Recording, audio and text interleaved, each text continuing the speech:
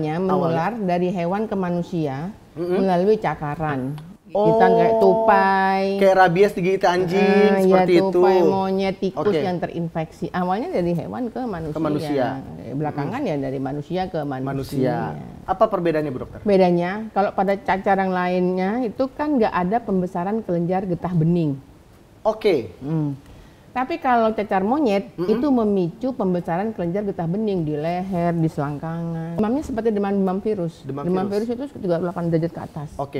Demam, lemas, menggigil, sakit kepala, nyeri otot. Sama kayak penyakit virus lainnya sebetulnya. Yang membedakan ya itu ada gelembung-gelembung cacar dan ada pembesaran kelenjar getah bening di belakang kepala. Kalau virus kan emang nggak ada obatnya, Kak. Virus itu kan memang sembuh sendiri. Nah, makanya orangnya harus pasti ya isolasi, banyak makanan yang sehat, vitamin, jaga imun ya, Bu Dokter. Jaga imun.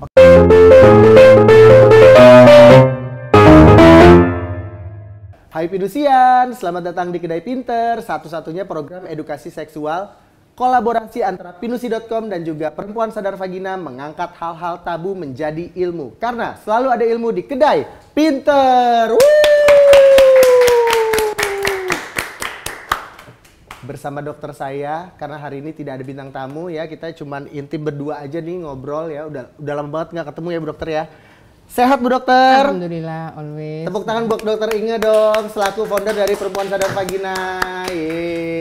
Bu Dokter, ini lagi marak di luar sana ya, penyakit dari luar negeri pastilah ya. Di Indonesia tidak tidak ada penyakit-penyakit aneh kecuali datangnya dari luar. Salah satunya ini nih, Charmon. Fenomena cacar monyet atau monkeypox. Ini lagi marak banget nih, Bu Dokter, dan angka-angkanya tuh terus naik. Semoga pemerintah bisa mendapatkan jalan untuk mengatasinya dan menjadi salah satu penyakit yang bisa diatasi dengan cepat gitu. Fenomena cacar monyet nih, Bu Dokter. Apa sih cacar monyet itu? Cacar monyet ini adalah penyakit yang disebabkan oleh virus. Virus ini terjadi, virus ini bisa kena ke manusia karena dia kontak dengan hewan atau orang yang terkontaminasi dengan virus tersebut.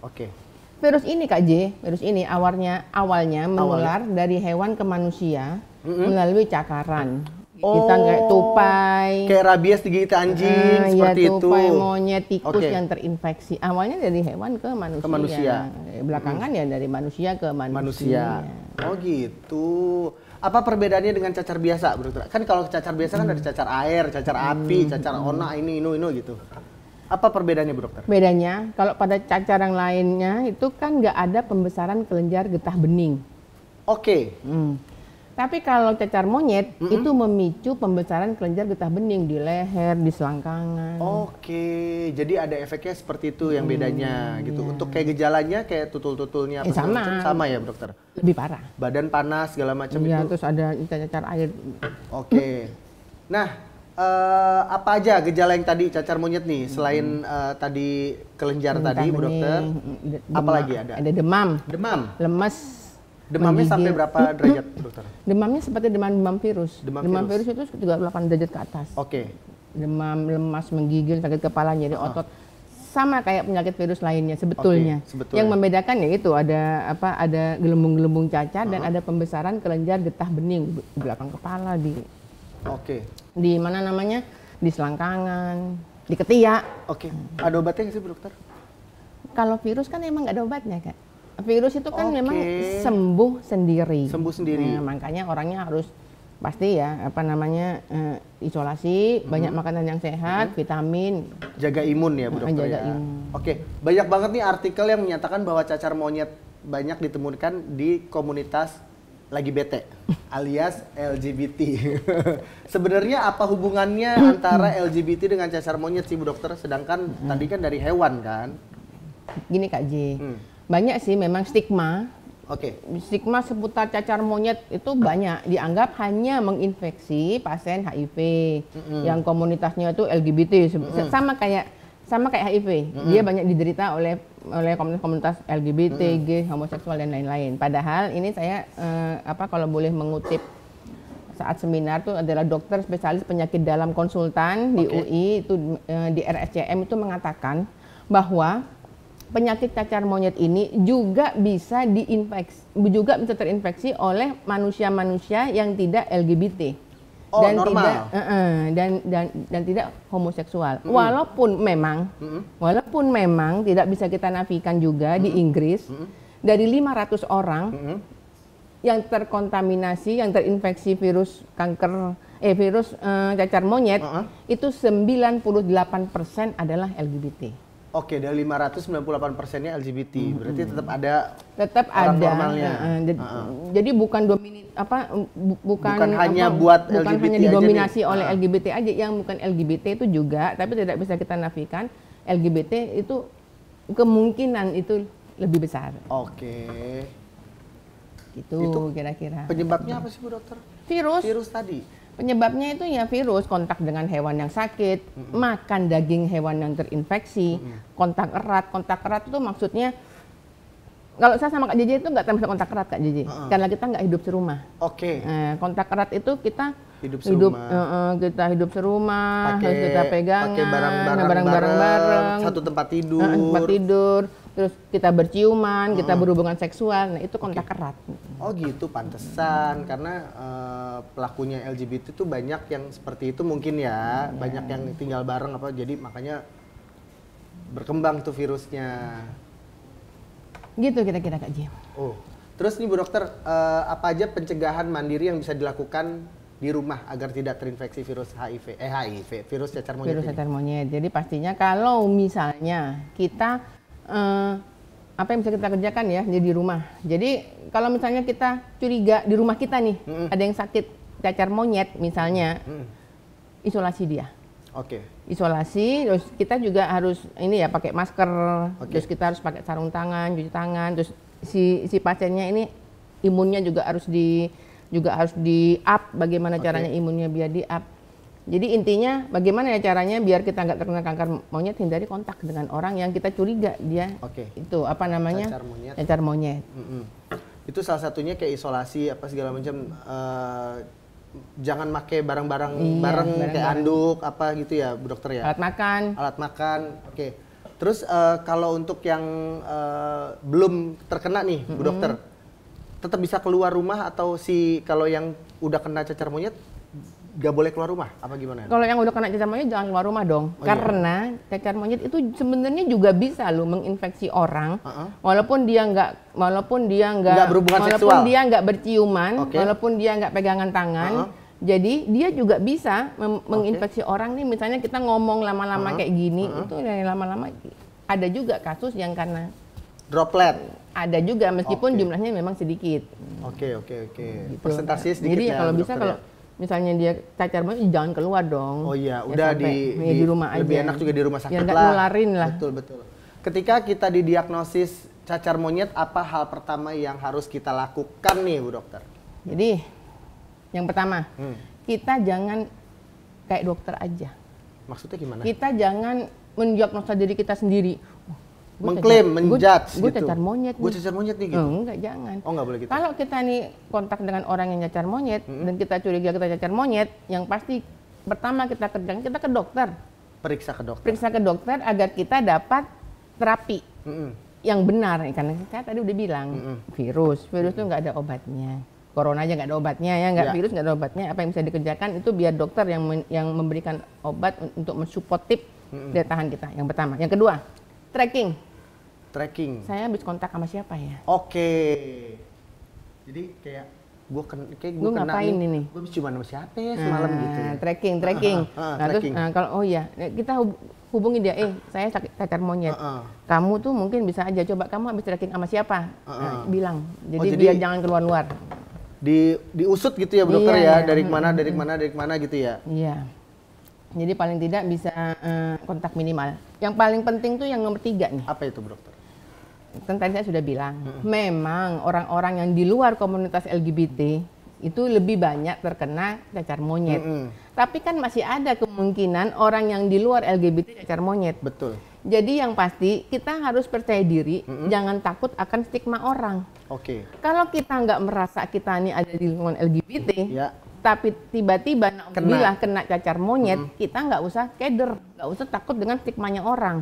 Yang penting kita enggak, karena cacar monyet bisa aja orang LGBT yang cacar monyet kontak sama kita mungkin tuh karena kita merasa nggak ada dia sehat, karena kan tiap orang nggak sama ya. Betul. Ada orang kena virus itu sakit, ada orang biasa aja.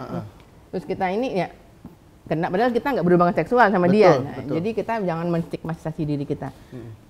Yang selanjutnya ya jaga imunitas, banyak makanan yang bergizi dan vitamin. Iya. Apakah pasien yang terinfeksi virus cacar monyet ini bisa sembuh total, Bu Dokter? Ya bisa lah. Bisa lah, kayak orang kayak sama seperti orang flu. Oh gitu. Bisa sembuh total. Kalau virus corona kan ada gejala sisa. Kalau cacar monyet enggak. Bisa sembuh total selama penanganannya segera. Oh, dan ditangani oleh orang-orang yang tepat. Yang tadi udah kita bagi itu. Betul. Jangan kita diagnosa sendiri, sok dokter. Berarti harus ke dokter apa nih, Bu Dokter? Kalau untuk misalkan nih ada teman-teman di rumah nih yang lagi was-was atau duh gue cacar monyet nggak ya? Nah, dia harus ke poli apa, ke dokter apa nih? Penyakit khusus dalam atau penyakit apa gitu, Bu Dokter? Nah, jadi kalau misalnya di sentra-sentra yang di daerah ya dokter umum aja bisa ke puskesmas. Tapi kalau misalnya kita ingin lebih memberikan yang terbaik untuk kita, ya kita bisa ke dokter interna. Karena itu memang ruangnya dokter interna. Dokter penyakit dalam berarti. Terus apakah virus cacar monyet ini bisa berpotensi menjadi pandemi di Indonesia nih, Bu Dokter? Aduh, jangan lagi deh lockdown nanti.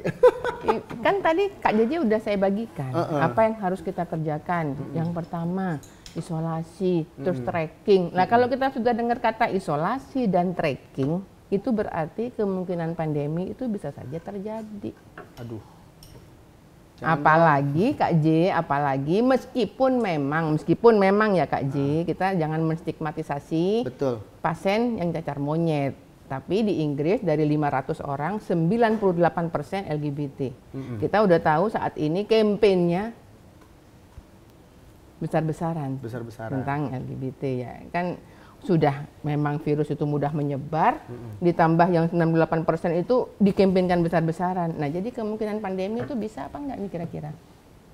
Ya bisa ya Kak J? Bisa lah, tapi jangan deh, semoga enggak deh Bu Dokter. Jangan lockdown lagi deh, udah deh, capek. Udah kapok.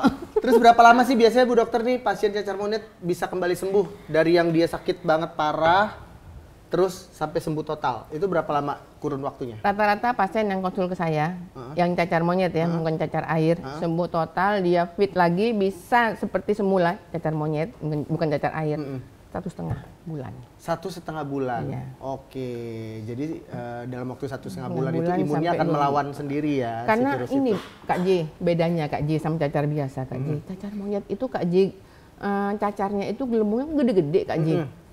Itu kalau pecah tuh Kak J, itu kan kayak sakit ya Kak J. Perih kan nggak bisa ini apa namanya mau mandi itu kan takut menggosok takut. Nah, jadi kadang-kadang itu yang adanya itu infeksi penyerta. Jadi mungkin infeksi cacar monyetnya sendiri sudah sembuh, tapi karena kulitnya ini jadi akhirnya jadi infeksi kulit. Nah, itu kan juga mengganggu kan. Nah, jadi sebetulnya banyak infeksi penyertanya itu.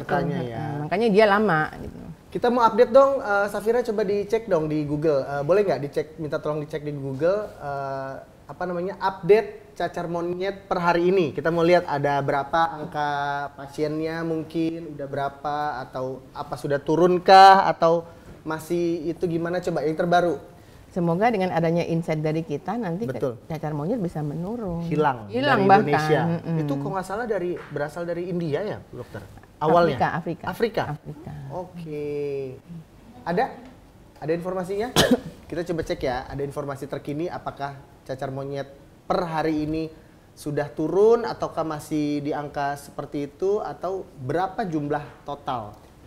Jadi Kak J, menurut saya itu sebenarnya betul loh ya, kalau kita ini memang harus aware dalam artian terutama orang yang kita belum tahu pasti, memang nggak usah maksudnya kontak, memang bener loh agama kita, namanya jangan bersentuhan, bukan muhrim. Bukan, itu sebenarnya bener loh. Ada? Belum update? 411. Oh, 35 pasien cacar monyet sembuh, tersisa 10 orang. Oke, berarti kurang lebih 35-an orang deh, Bu Dokter. Di DKI ya? Di DKI. Ya. Ini kita ngomongin masalah DKI aja ya, 35 orang pasien, 10 sudah sembuh. Itu yang terupdate. Mungkin per hari ini bisa lebih banyak lagi yang sembuh ya, Bu Dokter. Dan jangan lupa buat teman-teman nggak usah khawatir ketika memiliki ada rasa-rasa, duh kayaknya gue kena cacar monyet gak nih? Terus lihat apa namanya ciri-cirinya, langsung aja ke dokter, dan kalau mau konsultasi jangan lupa ke Perempuan Sadar Vagina bersama Dokter Inge. Harus. Sampai ketemu lagi, jaga kesehatan selalu. Jeval Silalahi pamit bersama Dokter Inge di Perempuan Sadar Vagina. Sampai ketemu di episode selanjutnya. Kedai Pinter, selalu ada ilmu di Kedai Pinter. Bye.